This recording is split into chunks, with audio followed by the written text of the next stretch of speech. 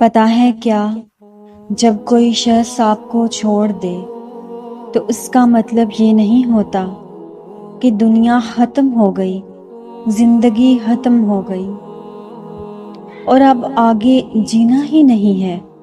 پتہ ہے کیا، جب ساری دنیا منہ پھیر لیتی ہے نا، تو اس وقت بھی اللہ آپ کے ساتھ ہوتا ہے۔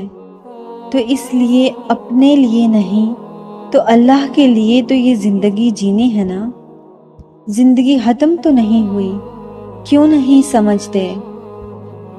اللہ نے وقت مقرر کر رکھا ہے ہر چیز کا۔ اللہ تمہیں جس چیز کی حقیقت دکھا کر اسے تم سے دور کر رہا ہوتا ہے، اس پر تمہارا گلہ کرنا بنتا ہی نہیں۔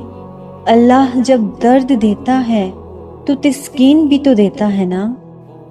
تو مانگو، اسی سے تسکین بھی مانگو، اسی سے صبر اور اس کی مدد مانگو، پھر دیکھنا تم رحمان کو رحیم پاؤ گے۔ آزمائش تو پھر من پسند چیزوں سے شروع ہوتی ہے، اور جب ہم رو کر اللہ کو کسی ایسے شخص کو مانگتے ہیں جس کا ملنا ہمیں ناممکن نظر آ رہا ہوتا ہے، اور جب کوئی تمہیں تکلیف میں اکیلا چھوڑ دے، تو جان لو کہ اللہ تمہارے کام کا ذمہ خود لینا چاہتا ہے۔ اور قرآن میں تو خود اللہ تعالیٰ یہ فرماتا ہے، اور تمہاری حمایت اور مدد کے لیے اللہ ہی کافی ہے۔ دکھ اور تکلیف صرف اللہ کو بتایا کرو، اس یقین کے ساتھ کہ وہ سنے گا بھی اور جواب بھی دے گا۔ اگر اللہ تعالیٰ آپ سے کوئی چیز چھین لینا تو بس اپنے رب پر بھروسہ کرنا اور صبر کرنا، تو راستے تمہارا رب خود بنائے گا۔ اس نے کہا ہے نا کہ وہ صبر کرنے والوں کے ساتھ ہے۔ تو جب رب ساتھ ہے تو اس سے زیادہ خوشی کی بات، حوصلے کی بات تمہارے لیے کیا ہو سکتی ہے؟ جب انسان لوگوں کی جگہ اپنے اللہ پر آنکھ بند کر کے یقین کرتا ہے تو اللہ کبھی بھی اسے مایوس نہیں کرتا۔ حقیقت یہ ہے کہ اللہ لوگوں پر ظلم نہیں کرتا، بلکہ لوگ خود اپنے اوپر ظلم کرتے ہیں۔ اپنے رب سے دوستی کر لو، یہی وہ ذات ہے جو کبھی آپ کو تنہا نہیں چھوڑتی۔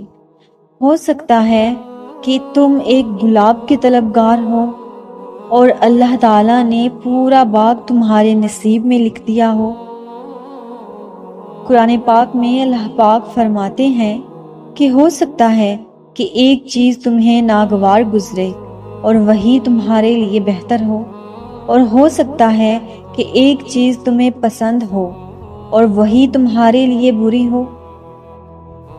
بے شک اللہ تعالیٰ جانتا ہے، تم نہیں جانتے۔ تو جب اللہ تعالیٰ آپ کی زندگی سے کوئی چیز یا کوئی شخص چھین لے تو بس اللہ تعالیٰ پر یقین رکھنا، کیونکہ ایک دن اللہ تعالیٰ آپ کو اس سے بھی بہتر چیز عطا کرے گا، اور یہ بات انسان نہیں جانتا، بلکہ یہ بات تو اللہ تعالیٰ ہی جانتا ہے۔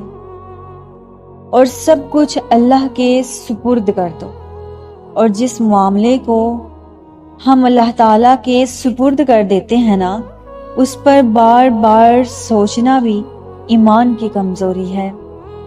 جب تم اس کی چاہت کو اپنی چاہت بنا لیتے ہو تو وہ بھی تمہاری چاہت کے لیے کن فرما دیتا ہے۔ اگر آپ کو میری بات سمجھ آئے تو کمنٹ میں مجھے ضرور بتائیے گا۔ اللہ تعالیٰ آپ کا حامی و ناصر ہو اور آپ کی تمام مشکلات کو حل کرے۔ آمین یا رب العالمین۔